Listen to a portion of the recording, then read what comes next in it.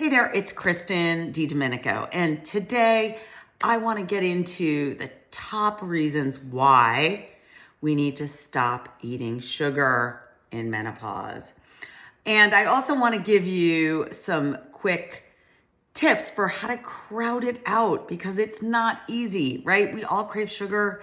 It gives us what we're looking for in the moment, whether it's in a beverage or it's in, a food. But what I want to say is the problem isn't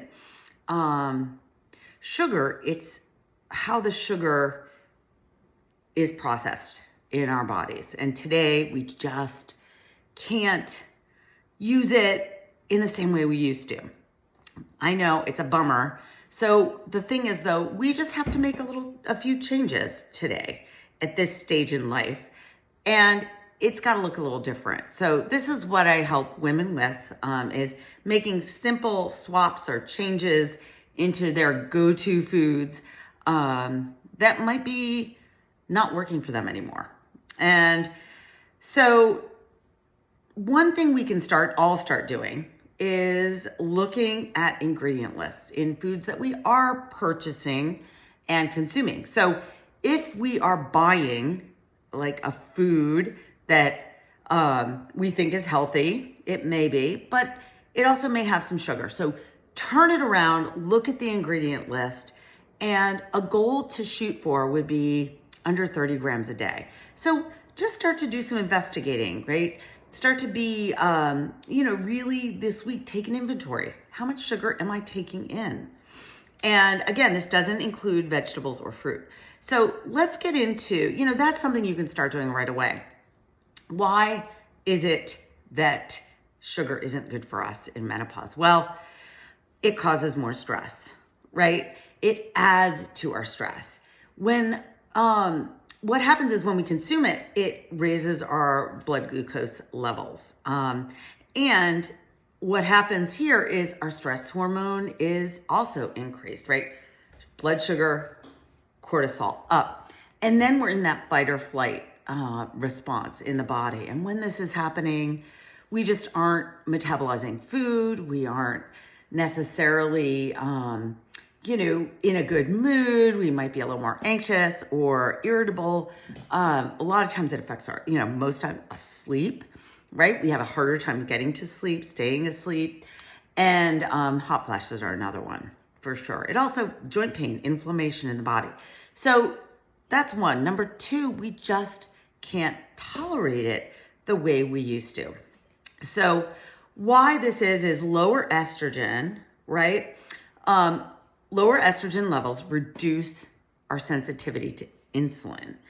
And this means we cannot clear sugar as efficiently from the blood as we used to. So this causes the weight gain, belly fat, right? Type 2 diabetes, among so many other symptoms, right? Poor sleep, again, the hot flashes. So keep that in mind. And the third thing, a third reason is it's making us gain the belly fat, right? And this is something that so many women come to me and they're like, I don't understand. I'm doing the same things. And I just cannot lose the belly fat. And it, not only that, but it keeps getting worse and worse. And the thing is about during menopause, production of estrogen, right? Again, it switches, right? It's that darn estrogen. It switches from being produced in our ovaries to our adrenal glands. So now we're producing estrogen in the adrenal glands. The problem is if we're eating sugar, remember the stress response, right? So the adrenals are going to prioritize dealing with the stress, right? It's an immediate, we have to deal with it. So it will go ahead and produce cortisol over estrogen. What happens is a way to deal with that the body deals with it is fat storage. And so now stress takes over and our bodies store fat in order to increase estrogen production. Right? And so all this is happening behind the scenes. So what can we do about it? Right? What is it? What do we do? right? I'm gonna crave sugar, right? I am going to, we just all have to admit that is the way it is. So what do we do, right? What are the ways that we can deal with this? So a few things. Again, I'm gonna mention 3 things because we're in threes today. So tips for crowding it out.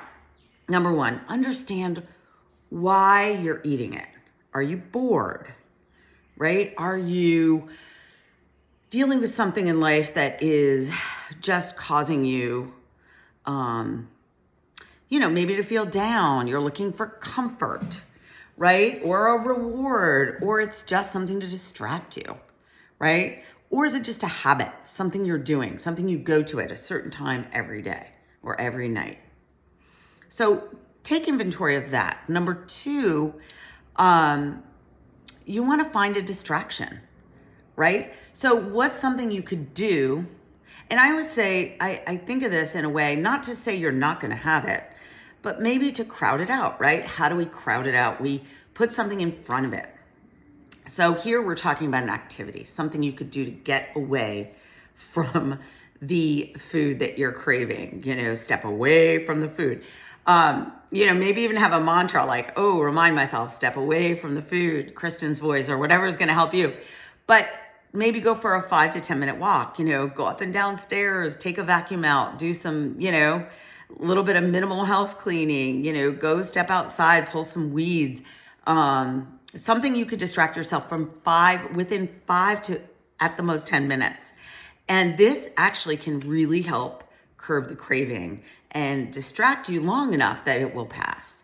So that's something I like to do and help women with. A third thing is we have to, we can swap it out.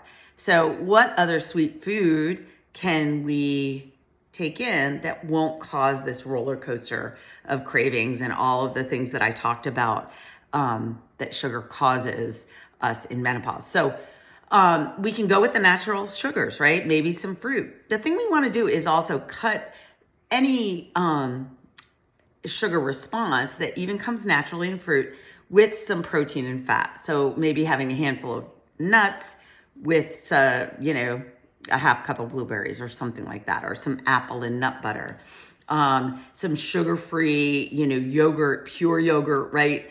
I don't do dairy, so I would do an almond base, but, sweetening with some pumpkin. I like to do that. And maybe some cinnamon and ginger, sprinkling with some fruit, something like that. And notice one's creamy, we got crunchy. What about the salty? What do we do with that, right? Because some people are chip people. So I would say, one of the brands I like, Mary's Gone Crackers. It's seeded. They have lots of different flavors. You could do that with a little bit of avocado and maybe a little bit of hummus, but something like that to replace the craving that you're having. So remember, all carbohydrates are processed, especially are metabolized as sugar.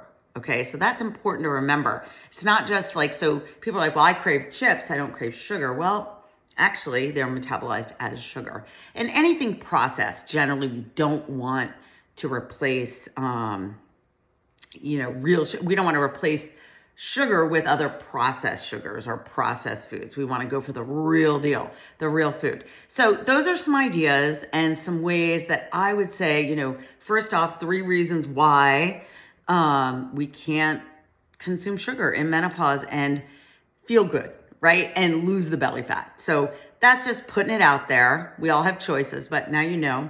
And then 3 ways to actually deal with it. So hope you find this helpful. If you do, please subscribe and like this. And I will look forward to seeing you next time for our next menopause discussion. And till then, bye.